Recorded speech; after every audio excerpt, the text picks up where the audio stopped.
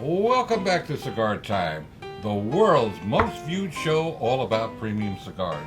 And on behalf of all of us, I thank you.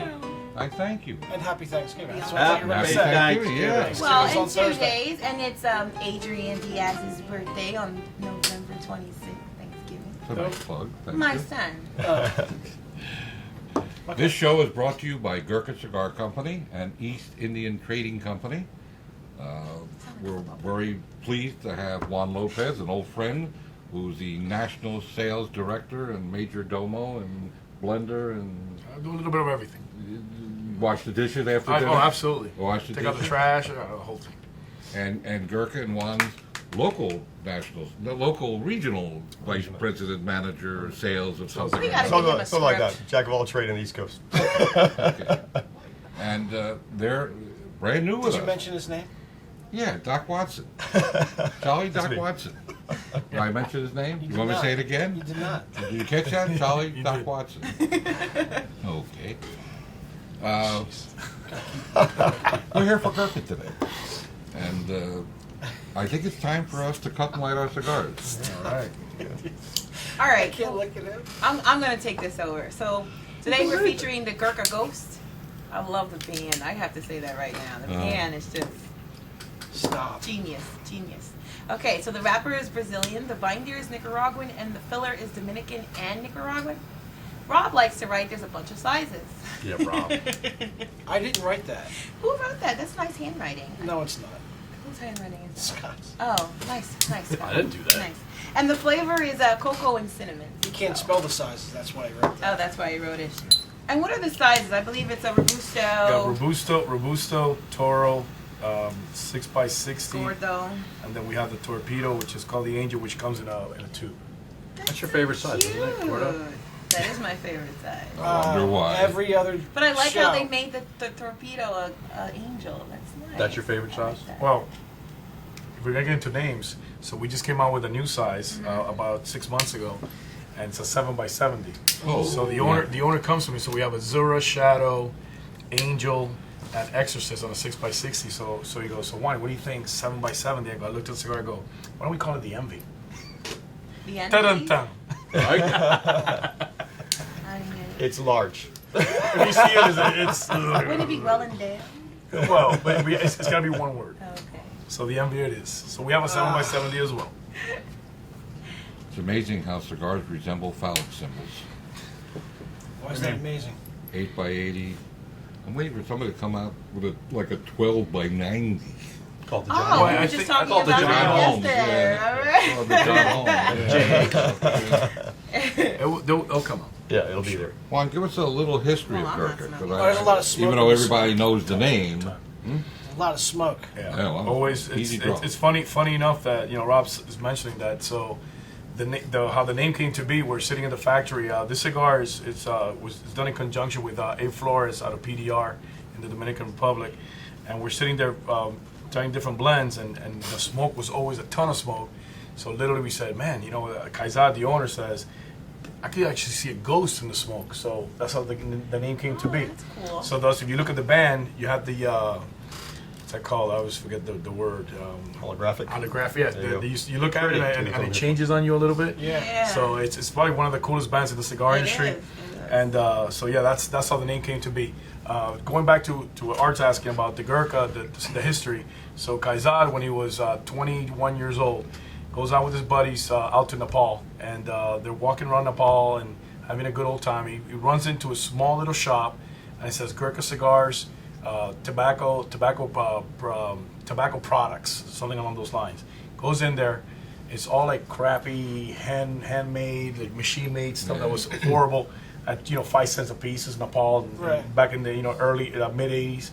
So he literally goes in there, and loved the name. He's if you know Kaizad, which I'm sure some viewers do, and if you follow the history of Gurkha, the Gurkha is a Nepalese warrior, which the British Army. It's actually they work for the British literally, and I think a few years ago they finally got retirement from the British after fighting for the British Yeah, for long so time. much, 100 some odd years, 200 years.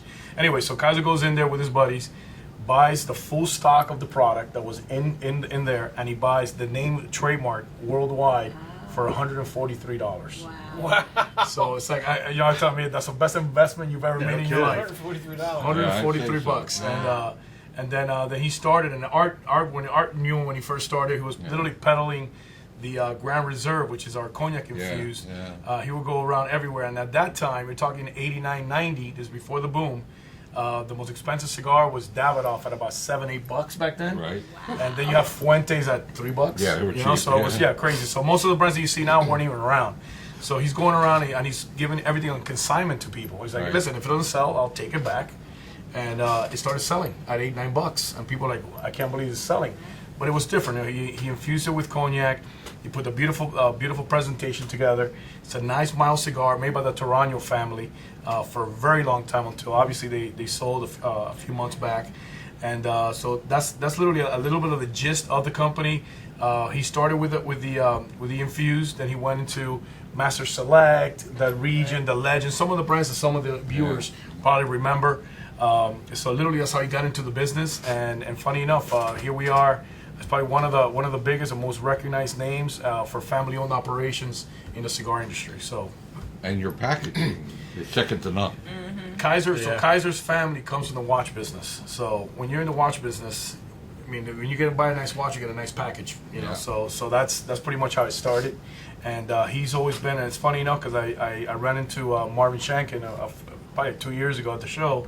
I go, you're putting all these guys into the Hall of Fame, into the Cigar Hall of Fame. This gentleman, my boss, literally recreated the packaging in the cigar industry. Yeah. If you go into the humidors now, before it used to be all little wood boxes, cedar boxes. Now you got guys like Camacho, you got Davidoff, Avo, you got Alec Bradley. There's so many brands that are now going into the nicer packaging, because you know what? When you walk into the humidor, guess what? Your eyes go it's down. gonna Right. go right, catches your eye. Yeah. So where he went a little bit wrong was, and Art would attest to this, he went to the big boxes that didn't fit anywhere. Yeah. The Right. treasure chest. Treasure chest. I Hey, love that one. I have one. it's funny. So Jewelry box. Genghis I've Khan, never. I jewelry love box. that Genghis one. Khan, the Warlords, Grand Age. But so I asked him that when I'd known Kaiser for 18 years, so I've been with him now for 6. I go, so why'd you come up with this? He goes, Juan, it's very simple. It's what I wanted was for the guys to buy the cigars, and then there's going to be 10 cigars left in the box, and they're going to walk in with a wife. And the wife's going to want the box. What's beautiful about that is when they take the box home, It's great planning. guess what? They're going to put it either in their jewelry box, they're going to make it a centerpiece in their house, and guess what happens? So when the wife wants to buy a gift for her husband, she's looking at the name Gurkha every single day. Hey, that's She walks into the smart. humidor, what happens? What does he smoke? Oh yeah, Gurkha. Gurkha. Even if he maybe smokes one Gurkha every 2 months, now she's buying a box of Gurkhas because that's the name she sees on a regular basis, which is pretty cool. So again, I told Marvin, I go, why don't you put Kaiser in the Hall of Fame, because he literally changed the game when it comes to packaging in the cigar industry. So he goes, yeah, but where about cigars? I go, I understand, and if you go with a company, you know into growth. We gone through growing pains, we've gone through big packaging, through internet issues, as we all have, which listen, I'm sure we'll get into that, and I'm good with answering all the questions. I travel the whole country with my family, my guys, and when we get thrown up on all the time about the internet, this and that, and we tell them, listen, it's very simple. The internet stuff, it's decent cigars, but I'll give you a challenge. You buy some internet stuff and then come to the shop and see what Art's carrying and some of the other shops carry, which is strictly brick and mortar product, which is if you buy it here, you got to come get it here again. You're not going to find it online. That's the key. So then we literally went from a $3.5 million company in retail to a $12 million company in 4 years in retail, which is pretty It's awesome. impressive. That is impressive. And again, it's a lot to do with all the hard work that we've all put in as a team. Sure. I got 10 great guys on the road. I'm always on the road with my guys, and it's a team effort. And he bought into it, and he's seen it now. He sees, wow, man, I could have done this from the get-go. I probably would have more stability in the humidors. But listen, that's like I tell people, there's nothing I can do about the past. It's what we can do about now and the future. That's So nice. moving forward, we're doing great. We're introducing some great blends. Most of the stuff before used to be made by the Toraños and Fidel Olivas. They're in conjunction. Olivas used to be the head man for Nestor Plasencia for a very long time before Toraños hired him out. So when he hired me, he goes, Juani, so tell me about, what do you feel? I keep saying Juani because everybody calls me Juani. So for those viewers, it's Juan. But anyways, I go, Kaiser, your cigars to me are museum pieces. And he goes, what do you mean? I go, they look beautiful, Yeah. like museum pieces, but they're too expensive, and not everyone could afford them. So I understand we're still the Ferrari. We still have the most expensive cigar in the world. Well, you do, don't you? We do. And we have 3 of the most expensive cigars in the world, but we also have great products that everyone could smoke and make it an everyday smoke. And that was a challenge in the beginning, but now we're here. Now we're using 3 different factories in 2 different countries. We stick strictly to Dominican and Nicaragua. I'm a lover of Nicaraguan tobacco, always been. Dominican's got its place because Dominican's Dominican. It's if you like the mild, creamy, not as aggressive, unless you're Lito Gomez that man Yes. creates. He makes his pretty aggressive. He makes I actually aggressive on their masterpieces. They're I pretty actually good. there. just came from there. Yeah, Lito, Did you? you Yeah. sit down with Lito. Bro, Yeah. so insane. So that's a little bit of the gist of what we become and where we're going as far as Gurkha's cigar company. Wow. Yeah, that On was, my first rodeo. yeah, it's pretty Hey, good. you're a pro. Yeah, I saw some of your videos. You know what you're doing.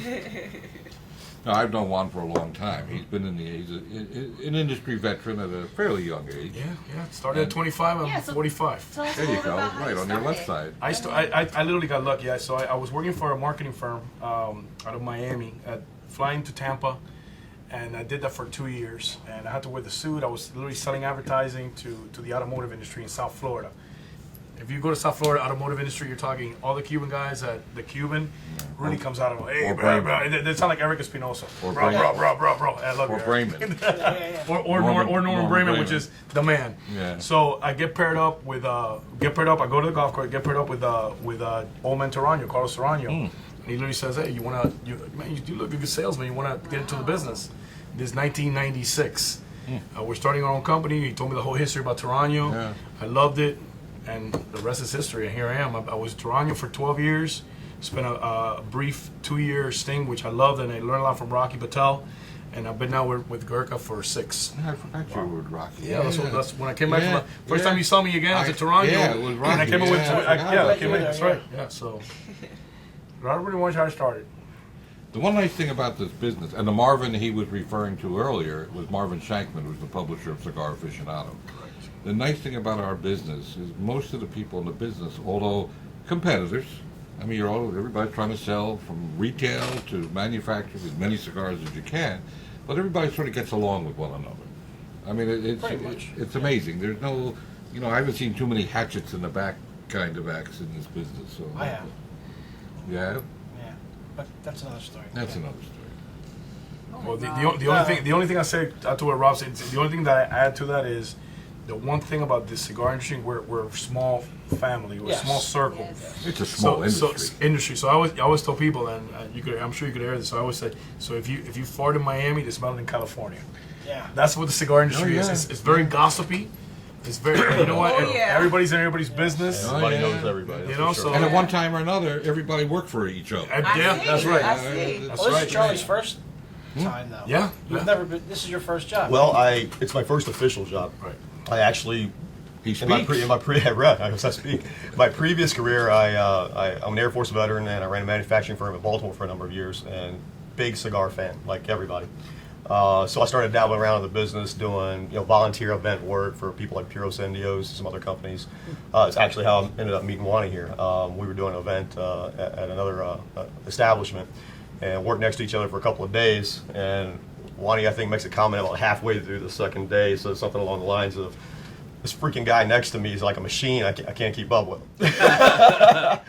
Well, I drank a lot of No, scotch. no. keep up with him? Now to qualify, they had 3 guys in their booth. Yeah, we it had was 3 just people. me in my booth. Yeah, it was okay, awesome. so I get a call about a week and a half later to meet Wani and another guy in Baltimore for drinks and smokes, and I've never been in sales before, and the only thing that would have drugged me into sales is the cigar industry. Passion for it, want to do something that I love. So we chit-chatted a little while, and I didn't know I was on a job interview at the time. Wani asked me some questions about what I thought about this, what I thought about that, what I thought about Gurkha. I gave him a pretty honest answer, as I recall, kind of along the lines of the museum piece thing. I was a big fan of Gurkha cigars, but for a while they got wrapped up in marketing and The boxes. packaging and so forth, and at the end of the day, the cigar was kind of mediocre, so I kind of had a nice box at the end of the day.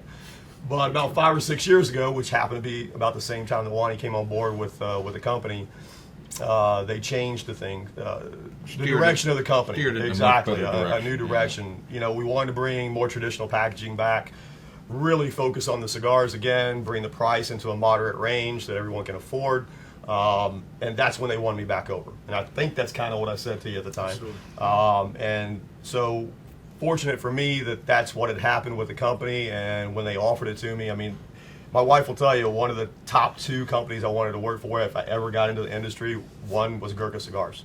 So I was fortunate to grab that gig, and it's been a nice gig. 2.5 years into it now. First year was rough, First year was rough, man. but you Rough, stayed rough. the course. Yeah, You but got you know, beat up- you got beat up a lot. but it again goes right back to what we were talking about. Getting thrown up on a bed, you know, with the internet thing and all that. It was the first year on the job really was a lot of re-educating the customer and their consumers on that direction change with the company to you know, hey, come back and give Gurkha another try as an account and get your consumers to try it again too. I think you're going to find it's a very different animal than it was 10 years ago. And it's been, for me, it's been successful. I know the company's doing really well. And I think I took that year to really reestablish relationships and so forth and kind of bring that knowledge to the customer base and to the consumer base. And now 2.5 years into it, being very successful with the company, and that speaks for He's itself. being modest. you know. He went from number 10 to number 2, 1, week to week. I rate all my guys on a weekly basis because, you know, competition is business. Absolutely. And I'm big on that because I always want to be number 1.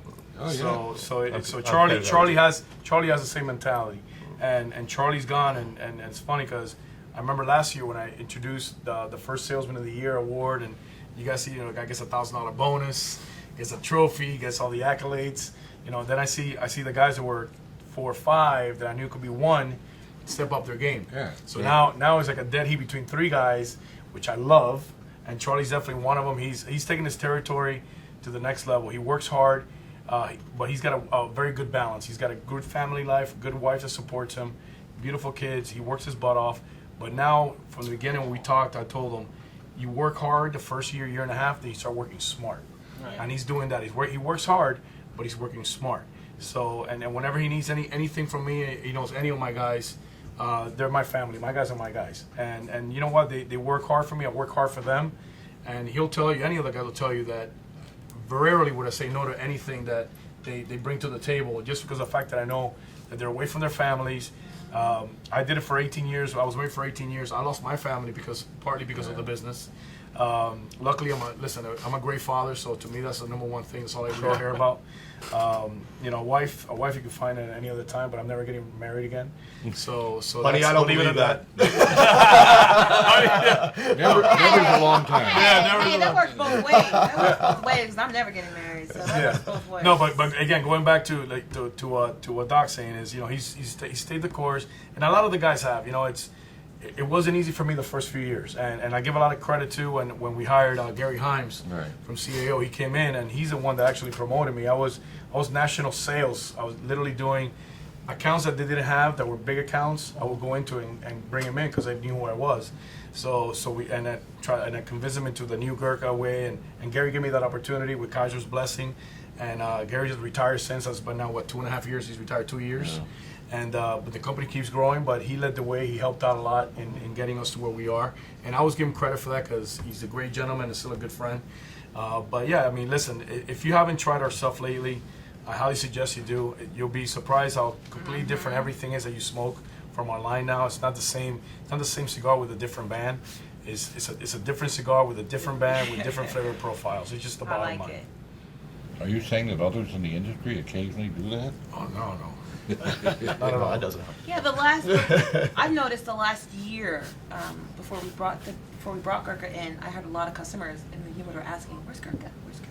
They have the Gurkha has a They huge do. following. They It's do. almost like They do. they call it Gurkha Nation. It's Yeah. there are a couple other brands that have the same thing. Well, It's very unique. So to add to what you're saying, so one of the main reasons for us, I mean, I think it's us, and from what I hear from just going out there, it's us and Drew Estates are the biggest That's exactly donators. right. Well, Yeah. we donate the most cigars to the soldiers in the cigar industry. Bottom line.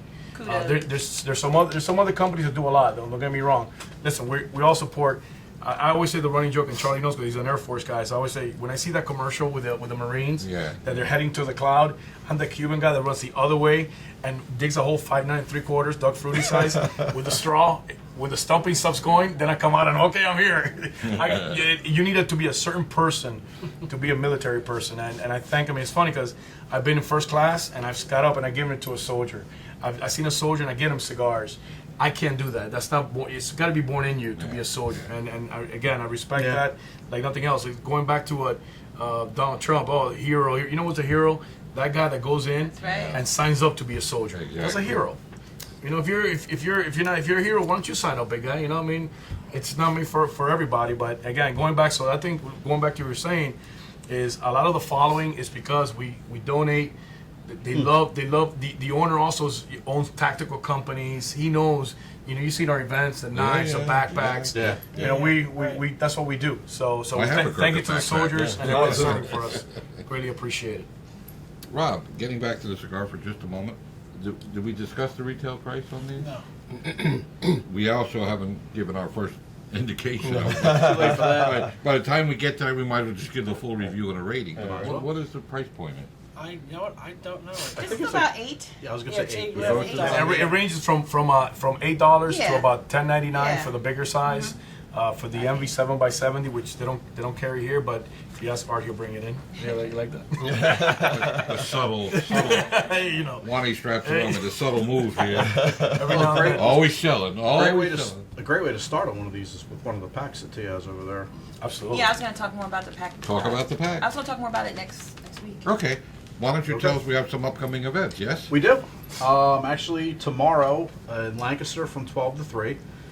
Charlie's going to be there. And then Westchester, we're going to move from there to Westchester from 5 to 8. And all Gurkha cigars are buy 3. You're going to get another one free. Nice. Then this Thursday in Fraser from 12 to 3. Ludwig's from 4 to 7. And then Friday, right here in Horsham from 12 to 3. And then up in Colmar from 5 to 8. Boy, that'll be a Gurkha week. Yeah, absolutely. Yeah. Gurkha Oh, I'm sorry. I'm extravaganza. sorry. You know what? Those events are next week, not this week. That's right. They're next Following week. the Yeah, following this week, is that's right. Thanksgiving. We didn't want to. I was thinking, when you say that, I was like, well, my schedule. So December 2nd through December 4th. And we'll go correct. back over them next week, right? Maybe. Okay.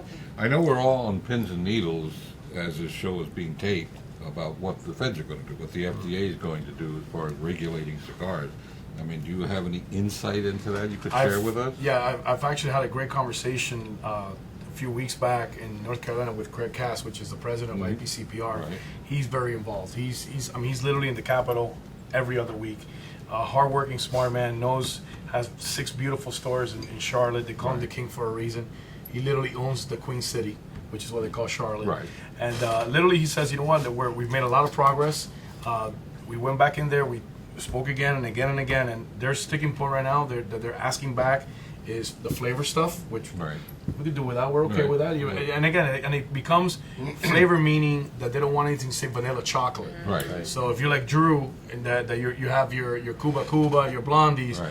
us with the Grand Reserve with the cognac. As long as they say cognac, anywhere you might get away with it. It was mainly that, and then the $10 sticking point to be the most inexpensive cigar being at $10, which you put a lot of people out of the business. I don't see that sticking. I don't see that sticking. So he said that that's not gonna stick. And then the other one was a 2007 back date that Right. Oh, anything that yeah. comes Oh, my out. God. But That's that another- requires, the problem with the date is it requires an act of Congress to change it. Correct. So I think they're going to move it to whenever they promulgate the rules, would be my guess. Correct. And also, I would think the $10 will probably be somewhere between 3 and 4 or 5. I agree. would think. I agree with that 100%. But still- so he's very optimistic. Yeah. So are we.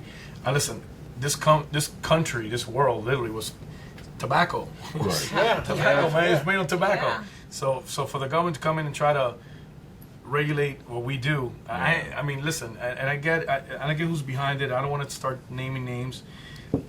Go after some other arenas within the tobacco industry. That's not a premium cigar. A premium cigar is not a habit-forming thing. It's a leisure thing. It's a lifestyle. It is a lifestyle. Everything else is habit-forming. We're not habit-forming. I've never seen anybody smoke 20 cigars in one day, as I see You people haven't smoke. seen Paul in the fields. Well, we need more guys like that though. Right, but we need- your average cigar smoker smokes 1 to 2 cigars Oh, yeah. a week. A week. Right. So- We need to review and rate the cigar. We're going to run out of time. Okay. Scott, why don't You wanna start with me? I give it just a little bit north of medium. Yeah. It's Yeah. not a tremendously strong cigar. I get a little tiny bit of spice, and it's very tangy. Yeah, For as a- lack of a better term, yeah, don't know how else to describe it. All right, stick a number on it. I'm gonna give it an 8. Okay, I'm getting the cocoa and the cinnamon in this. It is a lot of smoke, which is kind of fun, you know. Yeah, With, yeah. I like taking pictures and, you know, different looks of how the smoke comes out, so this is a You great take one. pictures of yourself? You know What? Really? Yes. Just want to point out this was rated a 93, okay, for this cigar. This is the Gurkha Ghost, and I'm gonna give it a 9. I like it. Thanks. I'm Wow. pleasantly Rob? surprised. I'm pleasantly surprised. Oh, I get the little bit of spice in the beginning on the tip of my tongue. I'm getting a woody taste. here we go with that Stop. lid again. It's like a toasty taste to it. I give it a 8.5. So when you put all of those together, before Art says his 10, He's good. He's good. No pressure. Anymore. so now you hear the three of them, right? So what says to me as a cigar maker and a manufacturer is that it's complex. Yes. Yeah. That's pretty much what it says to me. So it's different for every different palate. Absolutely. So there's complexity there, which is, as a cigar smoker, that's what you're looking for in a cigar: is complexity and consistency. Well, it is pressure. complex. No pressure at all, because I've been doing this for a long time. We know. I mean, this is like, what am I going? It's 53 years already I'm smoking these things. So when you were born right away, you were. No, I was 15 when I started. And actually, it's a very fine smoke at a reasonable price. Yeah. It's very complex. It leaves the tongue coated with a lot of nice flavors. Yeah. I give it a 9. I give it a solid 9. It's a good You've been cigar. agreeing with me like I every know, it's week. scary. This is great. Scary. Or is that, are you agreeing That with means me? I'm a veteran. Oh. I know she said it first. So. Well, You again, know what he was going to say. So as we arrive at the end of the show, please stay tuned for a message from Glenn Luke, the Executive Director of the Cigar Rights of America. It has an That's it? important message. Yeah, we're there. And we want to invite both Please come Wani back. and Doc back next week. Absolutely. With another week with Gurkha. Come on, everybody. And it's time to say goodbye. Bye-bye Watch out for now, everybody. Thank you. Ciao for now. Bye-bye. Stop Happy stealing birthday. my line. Go on. Happy Thanksgiving. Roll back for a second. Happy Thanksgiving. That's why I didn't say happy We birthday. forgot that. No, we got it at the beginning. We got happy Thanksgiving. Oh. This is Glenn Loop, Executive Director at Cigar Rights of America, a grassroots movement designed to protect your ability to enjoy premium handmade cigars. Cigar smokers have never really been asked to be engaged in the political process before, but now with the passage of smoking bans and taxation and regulation at the local level, the state capitol level, and now in the halls of Congress and with a bureaucracy out of control in Washington, D.C., the time is essential that you become a part of this process, to change elections, letting politicians know how you feel about protecting your ability to enjoy great premium handmade cigars. That's what Cigar Rights of America is all about. Go to cigarrights.org. Fill out a petition to your member of Congress or to your state legislator. Tell them you're going to remember those votes on Election Day. Let's send a bureaucracy a loud and clear message that we're not going to take this laying down.